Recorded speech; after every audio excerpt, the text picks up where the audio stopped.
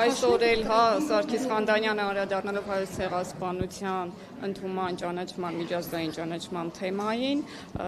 Նիկոլ Փաշինյանի լեզվով խոսեց այդ թեման այլ պետությունների կողմից զենքայնացնելու, իրենց օգտին օգտագործելու եւ փաստացի այս համատեքստում ներկայացրեց, որ պետությունները ոչ թե Հայաստանի Հանրապետության համար են դա անում, այլ իրենց հավատարմությունն են ՄԱԿ-ին ներկայացնում եւ ցույց են տալիս, թե իրենք որքանով են ժողովրդավար եւ որքանով են ընդհանրապես դատապարտում մարդկության դեմ այդպիսի հանցագործությունները։ Գիտեք, պարզ մարդկային ճշմարտությունները, իրողությունները մեր ժողովրդի հետ կապված այնքան այլևս անօգուտ է սրանց բացատրել, որովհետև գիտելիքի պակասն է կամ ընդհանրապես իրենց քաղաքականությունը արդարացնելու համար ամենաաբսուրդային մեկնաբանությունների տիրույթ են հայտնվում։ Հայոց ցեղասպանության միջազգային ճանաչումը եղել է մեր ժողովրդի ամբողջ ընթացքում գործունեության հիմքերից մեկը։ Ի վերջո պետք է գիտակցենք, որ միայն Հայաստանի Հանրապետության իրենց պատկերացրած հպարտ քաղաքացիներով չի, որ արծարծում է հայոց ցեղասպանությունը եւ ամբողջական հայությունը հայկական սփյուռքի իրավունքների հարց է, արդարության վերատիրացման հարց է։ Միաժամանակ իշխանությունները այն չեք մեղանքը, թե ամեն երկիր շահով է առաջնորդում, այդ տրամաբանության շրջանակներում Հայաստանի Հանրապետությունը որևէ բան միջպետական հարաբերություն չպետք է հաստատի, քանի որ ցանկացած պետություն որևէ համագործակցություն Հայաստանի հետ իրականացնում է հաշվի առնելով նաև իր շահերը, որը նաև ձեռնտու է լինում Հայաստանի Հանրապետությանը։ Իսկ հայոց ցեղասպանության միջազգային ճանաչումը իրականում դա միայն հայ ժողովրդինը չէ, Հայաստանի Հանրապետությանը չէ։ Դա համամարտկային խնդիր է, որովհետև 20-րդ դարի առաջին ցեղասպանություն, որի ուսումնասիրությունը նաև հիմք է դրել Լեմկինի կողմից ցեղասպանություն, ջենոսիդ բառի եւ տերմինի ու հասկացության ամրագրմանը եւ այս առումով ցանկացած երկրում սա նաեւ այսպես ասեմ սեփական օրակարգ է եւ այն խուսանավումը, խուսափումը, որ այս իշխանություններն իրականացնում են հայոց ցեղասպանության միջազգային ճանաչման, որևէ կերպ համադրելի չեն նախորդ տասնամյակներում 2000-ականներին հատկապես հայոց ցեղասպանության միջազգային ճանաչման այն մեծ հաղթարշավի հետ, որն իրականացվում էր Հայաստանի Հանրապետության արտաքին քաղաքականության եւ հայ դատի գրասենյակների հանձնախմբերի դաշնակցության համահայկական կառույցի ջանքերով։ Ես պարբերաբար միշտ մեջբերում եմ թուրք հայտնի հրապարակախոս լրագրող հիմա մահացած է Մեհմեդ Ալի Բիրանդի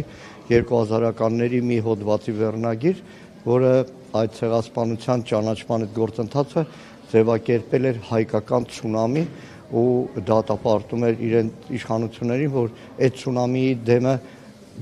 չեն կարողանում առնել եւ ոչ էլ կարող են առնել։ Եվ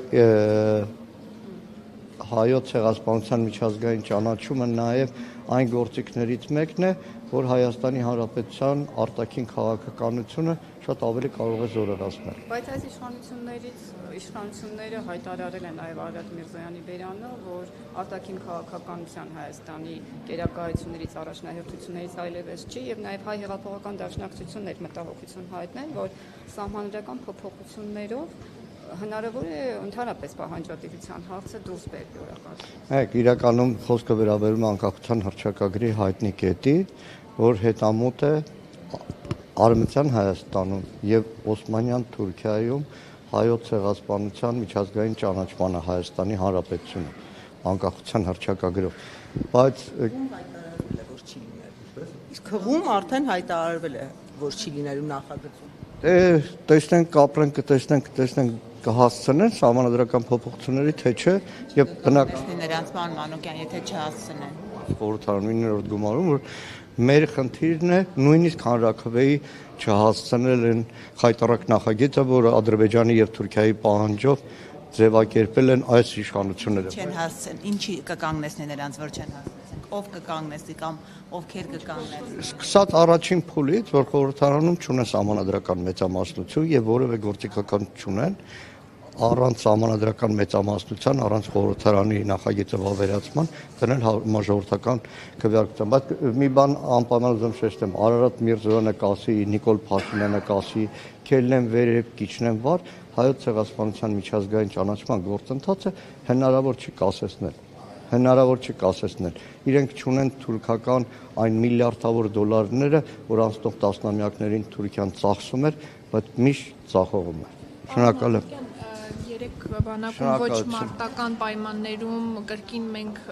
զոհ ունեցանք։ Դրան հաջորդեց Նիկոլ Փաշինյանի այն հայտարարությունը, որ փոփոխություններ են լինելու, մասնավորապես ռազմական ոստիկանության պետին եւ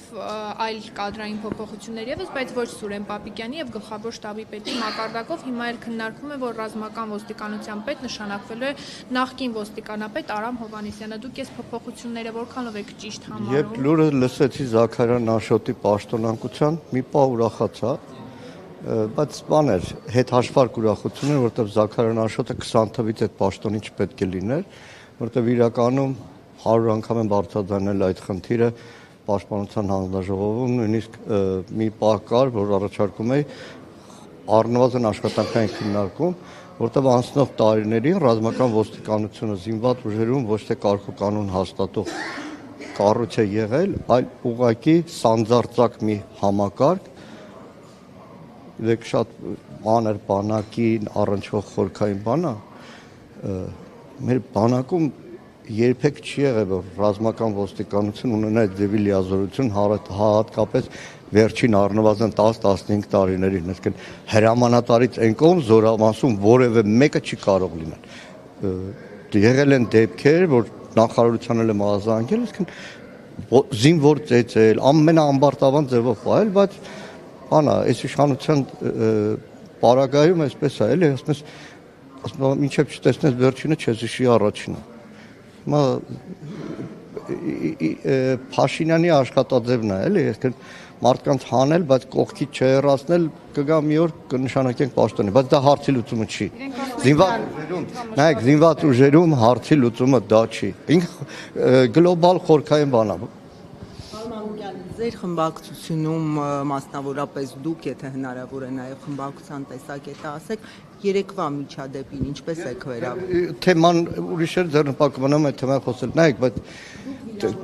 որևէ արտահայտություն նկատել եք։ Ամբիոնից ամեն ինչ է կարելի ասել։ Խորհրդարանի ամբիոնից ամեն ինչ կարելի է, այսինքն այսօր գաղութ չի Ռուբեն Ռուբինյանը Պրագոն այցացրել ենթամշակույթի քարոզություն չեմ անում, ինչ կարելի ասել, ինչի 21 թիվն եմ հիշում։ 21 թվի առաջին նիստերին այդպես էր, հիշում եմ մի ելույթին պետք է Հայկ Կոնջերանին անդրադառնալ, Ալեն Սիմոնյանին ասացի, պարոն Սիմոնյան, քավորին ուրարանալը քաղաքական կատեգորիա է թե չէ, մի պահ մտածել էր թե իր մասին եմ ասում։ Շնորհակալություն։